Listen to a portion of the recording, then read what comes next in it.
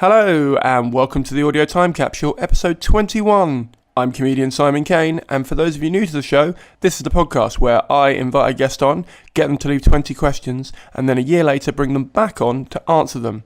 I then edit it so they're talking to their past self. All past voices will sound like this, and all future voices will sound like this. To give you an idea of how this show is structured, here is a question that I left myself before this week's guest arrived. Hi Simon. It is currently June 2017 and you are in a bit of a panic about the Edinburgh Festival, and it's your second show. You sort of skipped out on 2016 for a number of reasons. How did it go? And did you do another show? Like, have you started on a third show? Okay, so show number 2 is called Laughter is the Best Placebo. It's also got a podcast that I've got out on a similar sort of motif. This one was much more about mental health and much more about using comedy to fill in some gaps for me as a person. And it was not as good as my first show. If you want to know the truth, it was good. It's just, so you spent 2 years on your first show, like as in from conception to execution, and then you toured it in 2016, and then you spent a year writing the second show. And although it had some amazingly good jokes in that were better than the first show, I didn't feel like it was as much of a show. So like it was more just a load of jokes, which is fine, but it just, you know what I mean? Like you know what you want out of this, and it's not, yeah. So that was interesting. Yes, you have. I mean, because this podcast took over 18 months instead of a year because of me and Stu not having similar schedules and stuff. You have done your third show, and that was better than your first and second show. That show was called Sex, Drugs and Other Things I Never Do, and it has annoyingly set you up for, like, now you have to really stretch yourself for the fourth show, because the third show was just really good. Like conceptually as a theme, not as a theme, as a thing, and the level of jokes that were in it, and the way that it was structured, and the ending. Oh god, the ending! I want to do that ending every night. I love it. It's what I wait for every show when I do it, because it's just great. To the point of, you just had a conversation about 2-3 weeks ago with JD at Sweet Venues, where you did it this year, about bringing it back next year.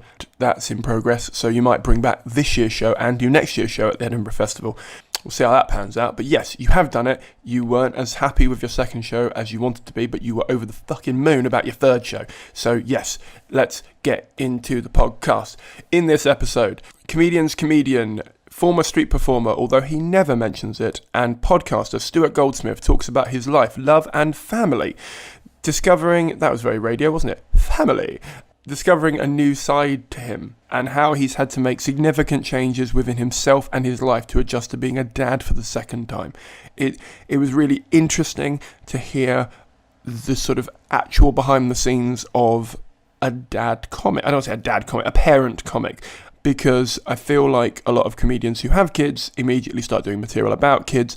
There's something about that always, obviously it's a big part of their life, so obviously it's a big thing to them.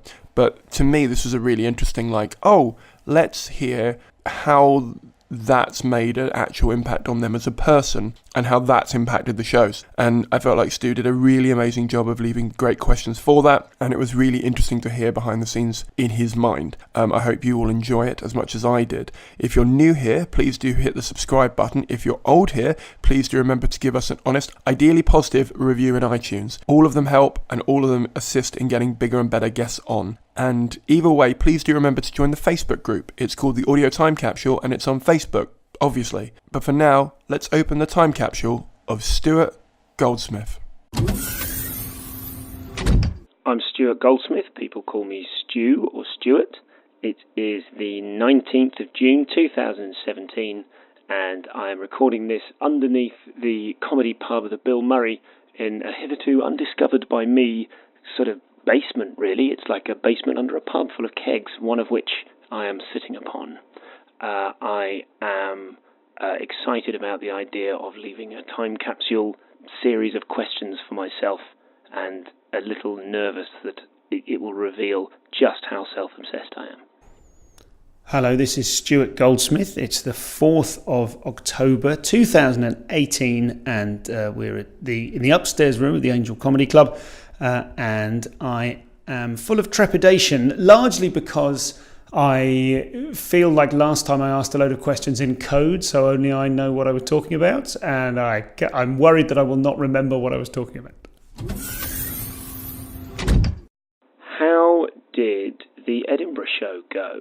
This was a very different process this time, and if you pulled it off, as you feel you might, you would have done something a bit different and a bit new. But this is the sort of hold your nerve stage. Remember, you had a chat with Steve this morning where you basically were asking him to tell you to hold your nerve and keep doing this slightly different approach where all your instincts are going, no, be safe, do the old system.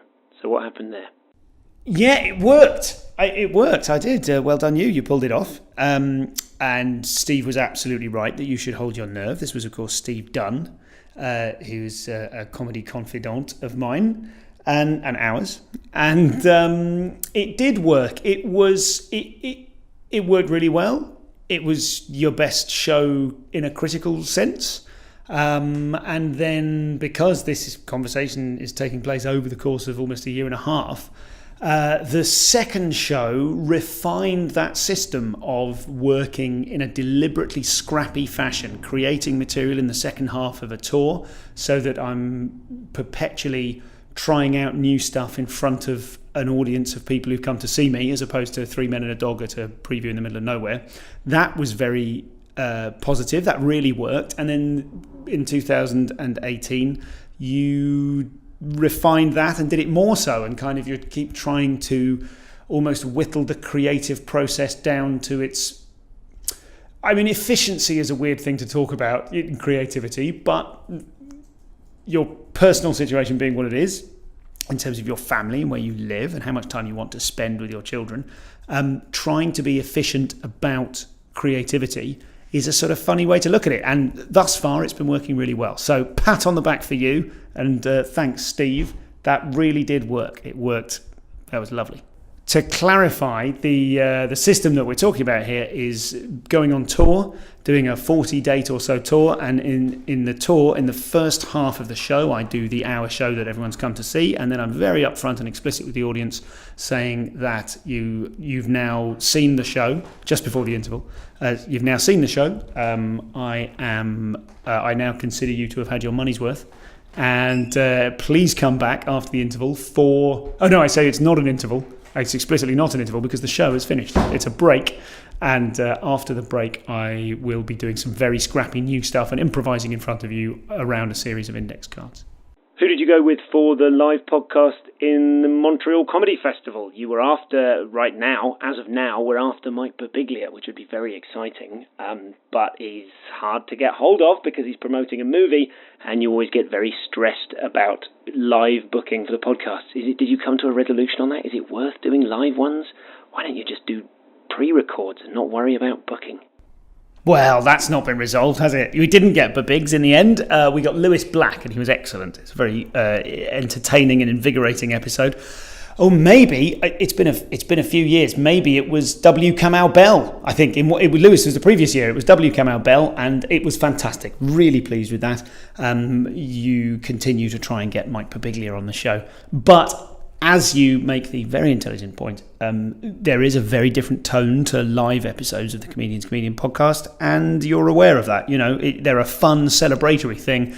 They don't necessarily engender the greatest depth and insight from an interview, but they're like a different flavour of the thing. So by all means, keep doing them. You did a really fun one recently with the team behind the No Such Thing as a Fish podcast, the QI Elves.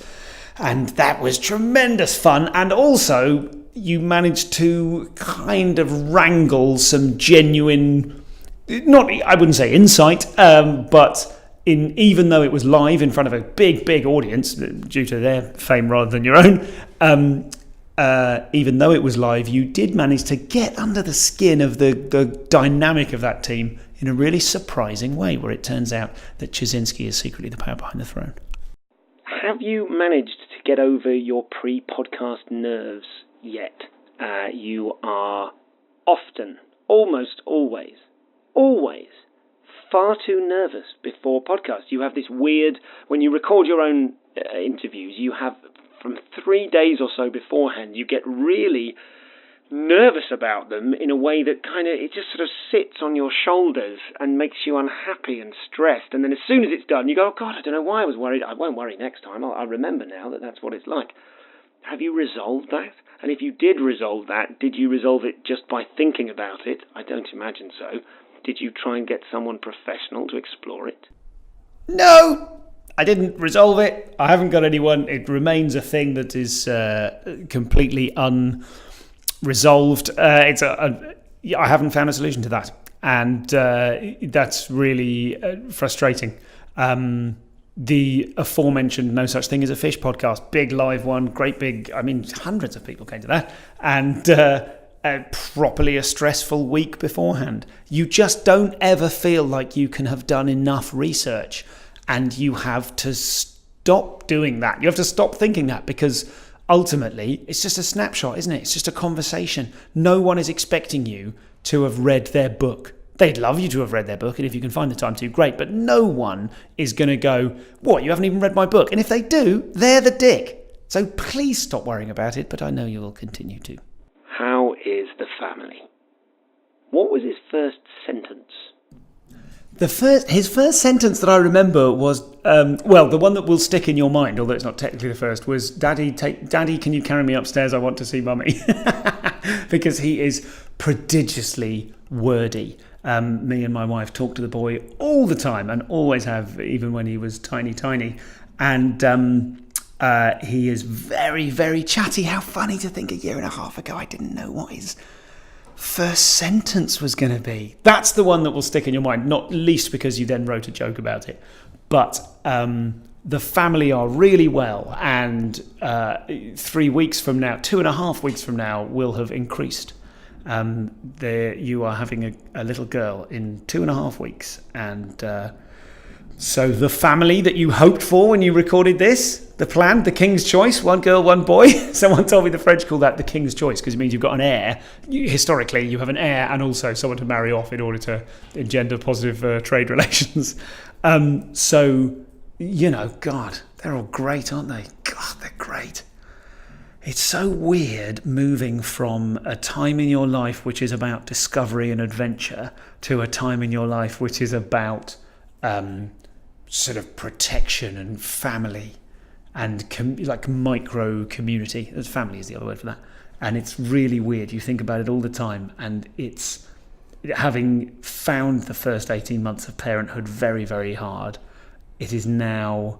it's now hard, but really fun and really meaningful and really hard. And you now find yourself in a state of, I'm not going to say naked terror, but certainly there's some concerns about having another one. What is it Neris sang to you? 2 babies, twice as easy as 1 baby. How was Sifnos? It's probably worth it, wasn't it? Of course it was. Slightly enforced holiday to go and see one's brother-in-law get married, but I'm sure it was fine. I'm sure it was lovely.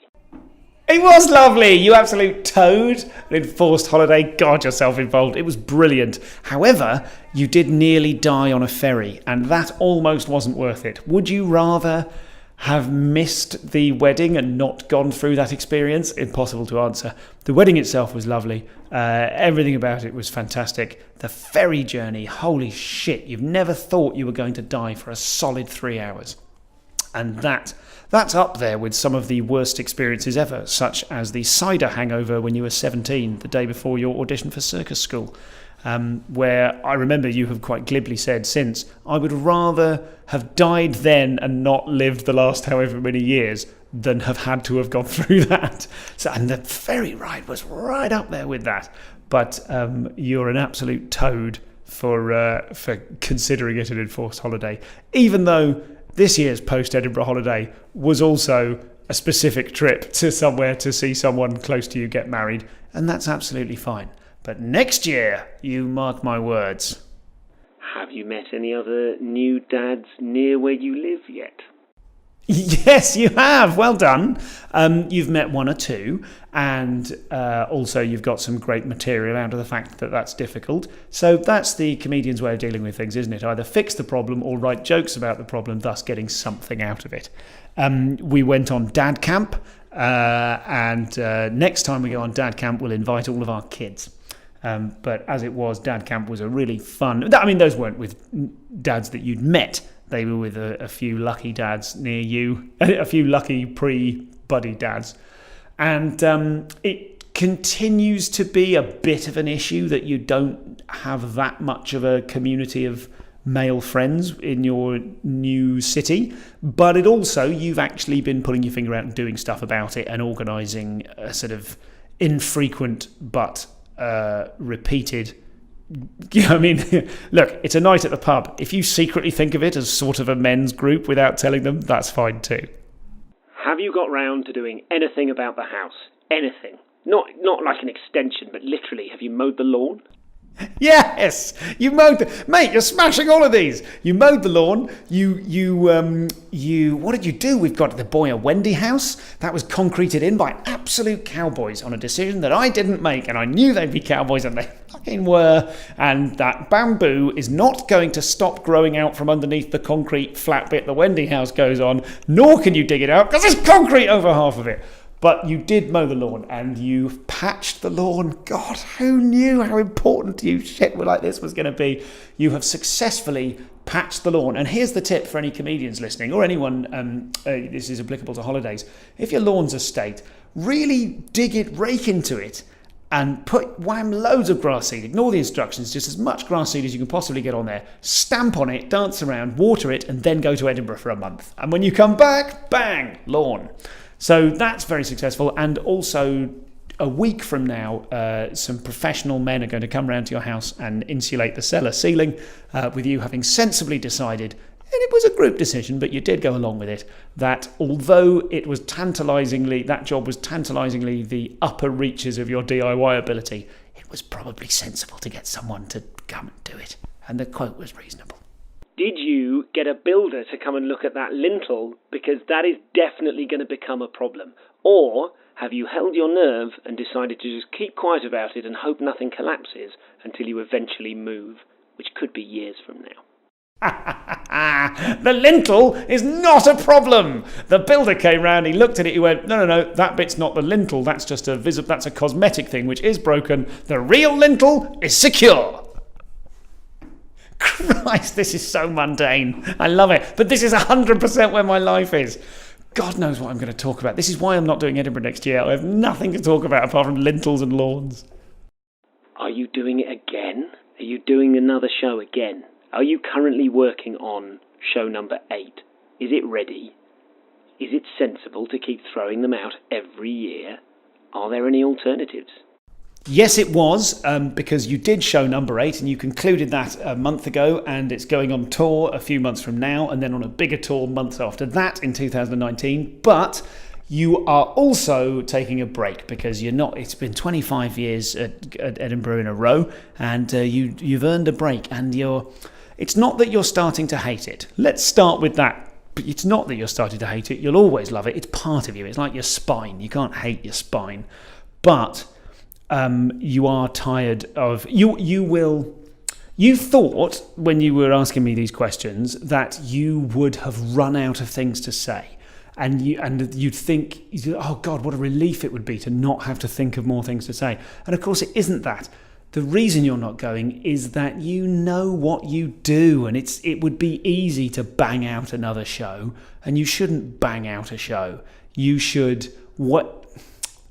Somewhere between wait until you've got something you desperately desire to talk about, and also just don't make this party boring by doing it the wrong way. You do this with everything in your life. You do this with festivals. You do this with all of the exciting elements of your work, and this is necessarily a part of your job. For all the exciting bits, what you do is you do them again and again. You go to a new place, you cast about, you go, how can I fit myself into this? How can I inhabit this? How can I make sure I always come back to it? And then you do that, and you do that, and you do that, and then eventually you come around going, oh, I'm a bit bored. Well, of course you are. You're doing it wrong. You're not supposed to kind of wedge yourself like those little, not a crampon, what's that one, like it looks like the pedal that a drummer uses for the bass drum, the foot pedal, but you whack it in a mountain and then maybe that's a crampon.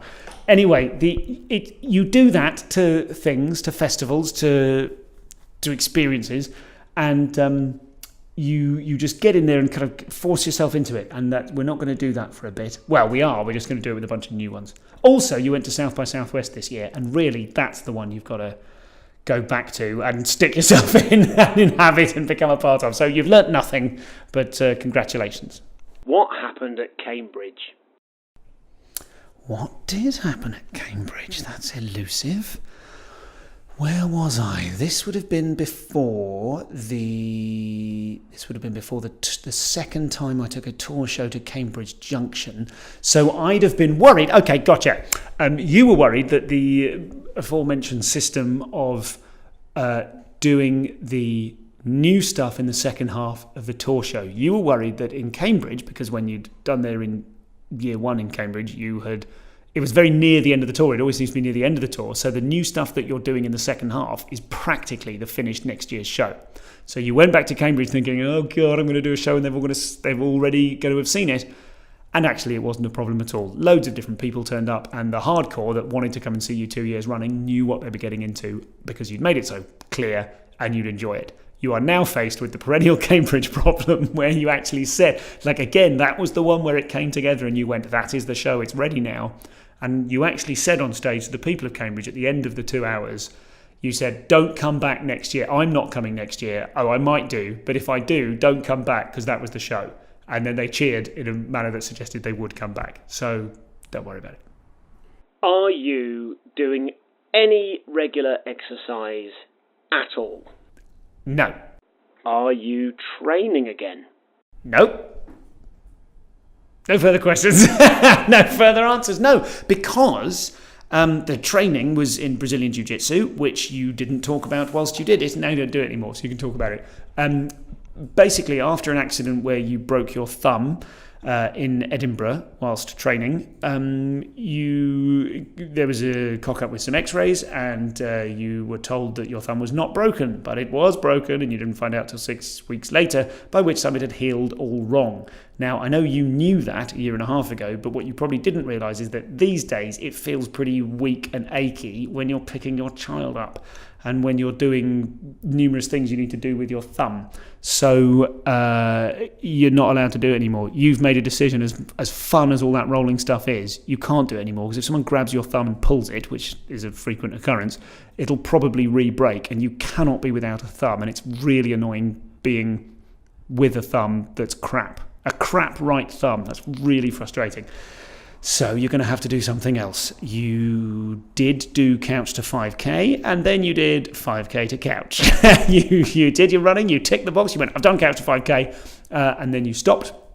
And you have tried to redo it a few times, but there aren't enough hours in the day, and you hate running.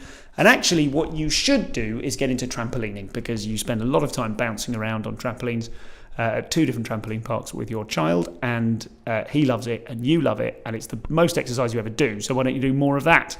Why don't you actually just do it? Why don't you go, right, Tuesdays at 7:30 I'm going trampolining for an hour, and get someone to teach you how to do it, because it's really exhilarating, and it's a bit like being a superhero, because you do very briefly get to fly.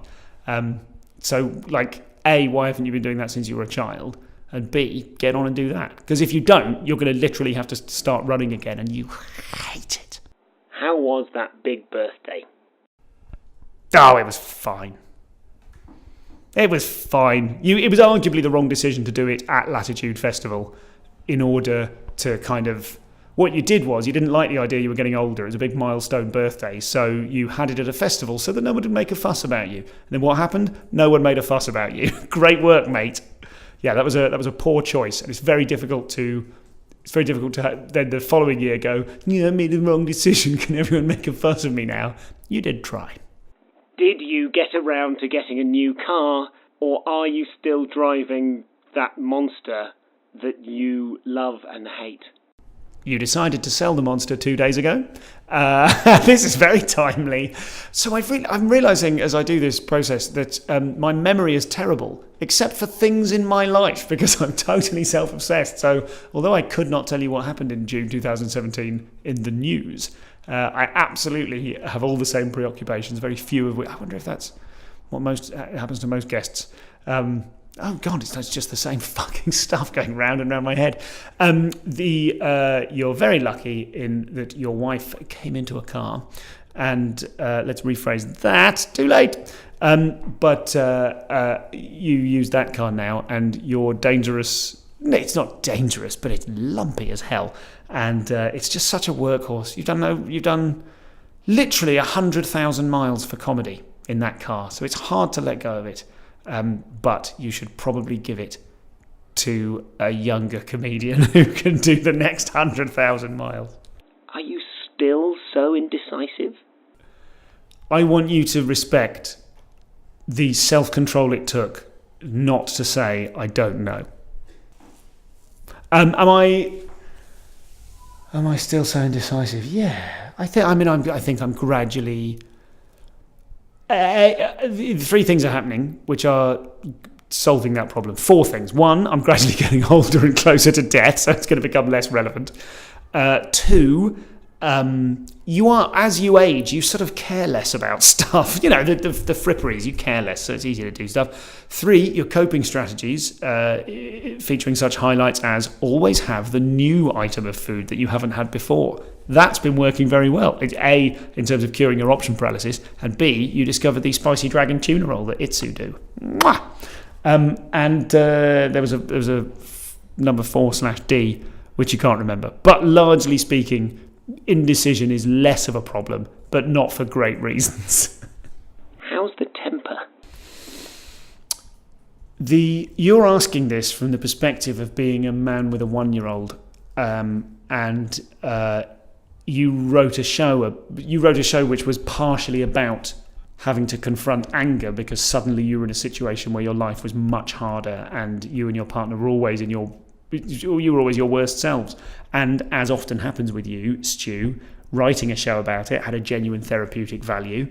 Telling jokes about howling with rage alone in your car worked. It made people laugh. Some people emailed you and said, thanks for talking about that. And a couple of other people. And then you heard the phrase on the Scummy Mummies podcast. You heard them go, the rage phase. And you went, that was I never heard the rage phase. I didn't know that was a thing. So it's probably just that.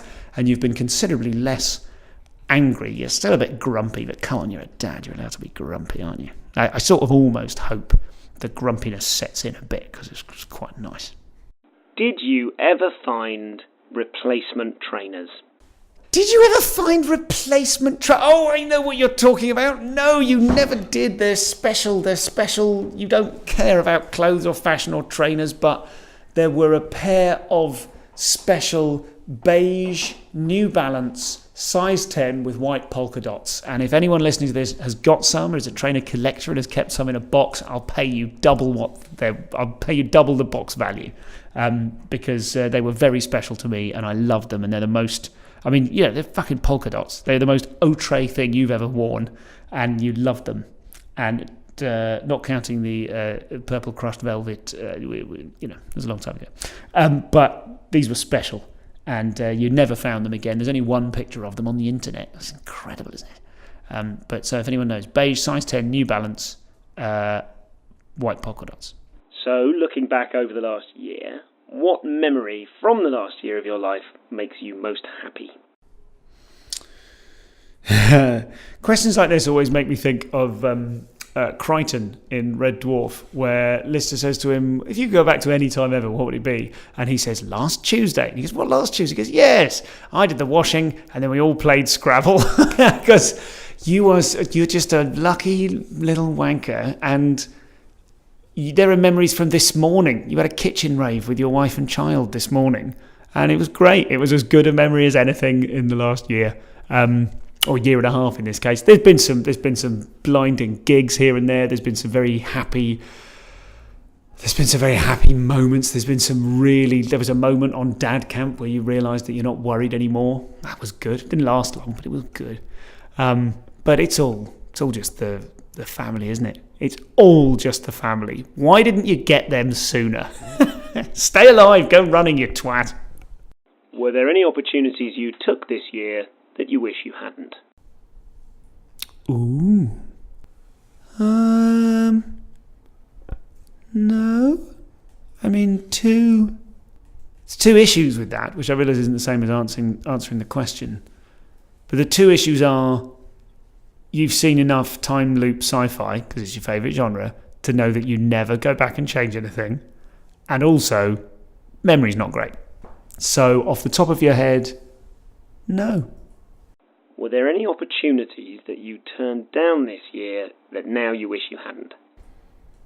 No. Either I don't get many opportunities or I don't turn many down. No, you're busy. You're up to your eyeballs in doing loads of stuff.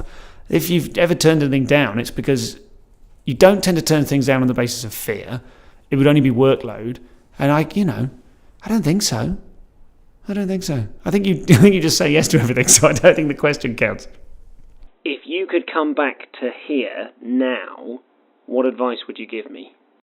Well, I'd see that I wouldn't say anything. It's time loops, mate. You end up having sex with your own granddad. Don't do it. What advice? Just don't worry. Just don't worry. No decisions you make as a result of worry are good decisions, and just plough on. Just, do everything you're doing, but more so, apart from the worrying. Spend more time with your family. Write more jokes. Work harder. Do more shows. Do more podcasts. Believe in yourself harder. Stop worrying. There's no value to it. And I feel like we're on the same page with this, Stu. You are approaching a kind of an end point, death. You're approaching death ultimately, and at that point, and in a way that seems more real with every passing day, that there's no prize at the end, for going, great, I really worried through all of it. Well done, me. Thanks very much. Thank you. That was Stu. Hearing how much he has settled down and how he panics less before podcast recordings. And I used to do that. I used to worry so much before recording podcasts with guests.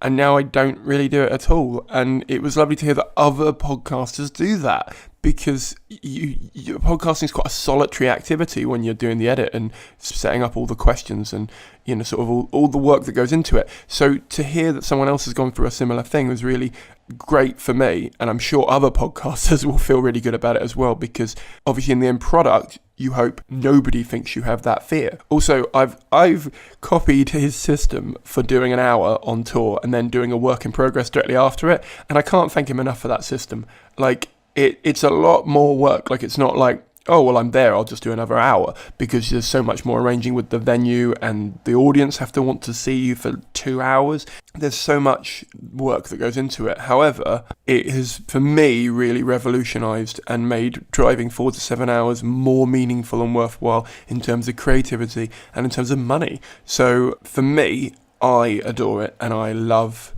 that system of churning out new material. So I'm glad that it works for him, and I'm glad that it's starting to work for me. And I've actually just signed up for Leicester. So if you look out for me at the Leicester Comedy Festival, I'm doing my 2018 show, and then I'm doing a work in progress for my 2019 show. So look out for that. That's the first festival that's booked into. If you're new here, please do remember to hit the subscribe button. If you're old here, please do remember to give us an honest, ideally positive review in iTunes. All of them help. The guests are reading them. I'm getting great feedback from agents and from promoters and PRs who are having a look at them. And at the moment, all of them are 5 stars. So if you could keep them at 5 star, that would be outstandingly helpful. And either way, please do consider giving us a donation. You can do it as a one-off on PayPal at simonkane.co.uk, or you can do it on Patreon from $1 an episode. Was this worth $1? I think it was. Feel free to do that on patreon.com/audio time capsule podcast. All the links are in the show notes. The Audio Time Capsule is a Fruit That Got in Gravity's Way production for the internet. All elements were created by me, comedian Simon Kane. Thank you very much for listening. Thank you very much for subscribing. And thank you very much for rating and donating if you do. I'll see you all in about 14 days' time. Bye!